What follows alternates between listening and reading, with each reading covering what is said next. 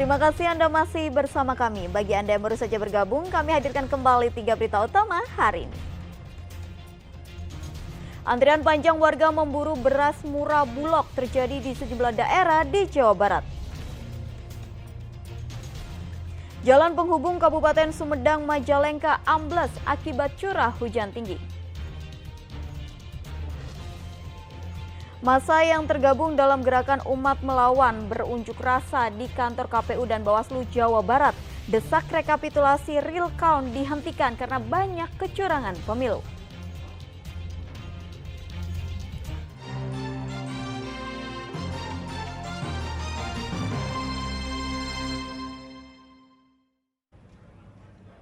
Banjir kembali merendam sejumlah wilayah di kawasan Bandung Timur. Sejumlah kendaraan terjebak macet karena jalan tergenang banjir. Banjir merendam sejumlah wilayah di kota Bandung Selasa sore. Di wilayah Bandung Timur, ruas jalan Soekarno-Hatta tergenang cukup tinggi sehingga pengendara nekat menerobos banjir. Sebagian pengendara memilih melintas di trotoar agar kendaraan tidak mogok. Banjir terjadi setelah hujan disertai angin kencang melanda kota Bandung. Akibat banjir, arus lalu lintas macet. Kalau tiap hujan emang banjir kayak gini? Dari dulu, Kang. Oh, dari dulu. Tiap hujan selalu banjir gini dan titiknya selalu sama di sini. Selain jalan nasional, banjir juga merendam Pasar Induk Gede Bage. Muhammad Rizal melaporkan dari Kota Bandung. Bencana tak ada bergerak di melanda kawasan Jatinunggal, Sumedang akibat curah hujan tinggi. Selain jalan Kabupaten amblas, sejumlah rumah juga ikut rusak.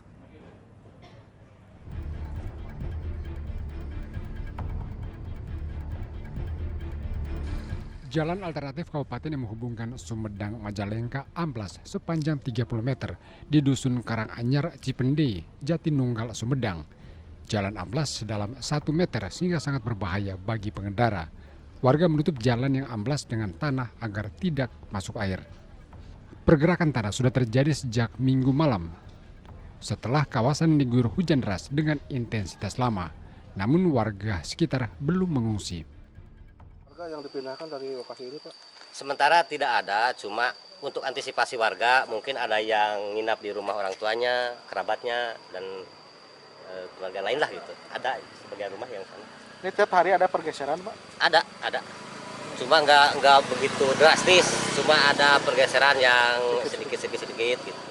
Selain jalan, pergerakan tanah juga merusak rumah warga. Kerusakan rata-rata terjadi keretakan pada bagian dinding dan lantai. Parahnya ya pas hujan deras lama hujannya. Langsung retak sendiri? Langsung retak sama ini. Ibu waktu itu lagi ngapain? Lagi di dalam sama anak. Kedengaran apa gimana? Tuh ada bunyi trek apa gitu. Itu jam 12. Tanah bergerak juga merusak warung angkringan yang baru dibangun di Desa Tarikolot, Jatinunggal. Warung terbawah longsor. Namun tidak ada korban jiwa dalam musibah ini. Agun Gunawan melaporkan dari Sumedang. Ratusan massa mendatangi kantor KPU dan Bawaslu Jawa Barat memprotes dugaan kecurangan pemilu 2024. Pihak Bawaslu berjanji menindaklanjuti aduan warga jika menemukan kecurangan selama pemilu lalu.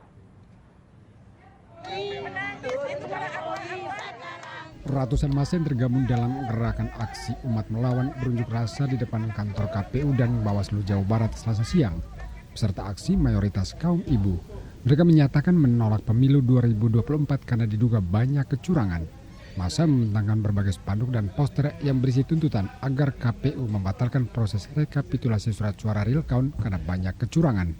Tuntutannya kami menolak curang, menolak hasil pemilu, terusan memberikan direkap supaya sistem TSM ya, dari kemungkinan kita semua menduga dan semua orang udah tahu. Upaya pencegahan terhadap potensi pelanggaran yang terjadi. Kalau kemudian itu tidak bisa dicegah, kami akan masuk pada tahapan penanganan atau penindakan terhadap pelanggaran pemilu yang kita temukan. Di Bawaslu ada 2 mekanisme Bapak Ibu sekalian. Apakah itu temuan atas dugaan pelanggaran yang terjadi pada proses tahapan pemilu maupun laporan dari masyarakat. Sepanjang laporan disampaikan secara resmi melalui mekanisme penanganan pelanggaran memenuhi syarat formil dan material, tidak ada istilah untuk menolak seluruh laporan dari masyarakat. Masa membubarkan diri setelah diterima pihak KPU dan Bawaslu. Muhammad Rizal melaporkan dari Kota Bandung. Kasus demam berdarah dengue di Kota Tasikmalaya terus meningkat seiring tingginya curah hujan. Kasus ini didominasi oleh anak di bawah umur. Kasus demam berdarah dengue di Kota Tasikmalaya terus meningkat sejak awal tahun. Kini kasus mencapai 90 kasus. Pada awal tahun ada 72 kasus.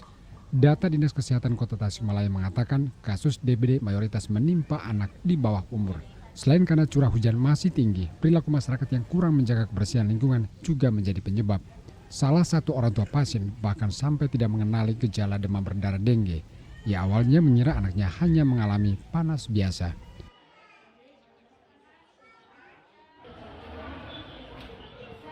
Rasakan ya. Waktu pertama gejalanya seperti apa itu? Panas, demam, tinggi. Oh gitu. Sampai 40 derajat. Waktu itu yang ibu anggap penyakit apa itu, Bu? Panas. Panas. Ya. Ibu baru tahu ini DBD kapan Ibu? Hari di sini hari apa? Hari Senin ya. Hasilnya. Maksudnya baru tahu ya? Ya DBD. Oh gitu. Warga diimbau untuk kembali membersihkan lingkungan, terutama menyingkirkan genangan di sekitar rumah yang berpotensi menjadi sarang nyamuk. Eko Setiabudi melaporkan dari Kota Tasikmalaya.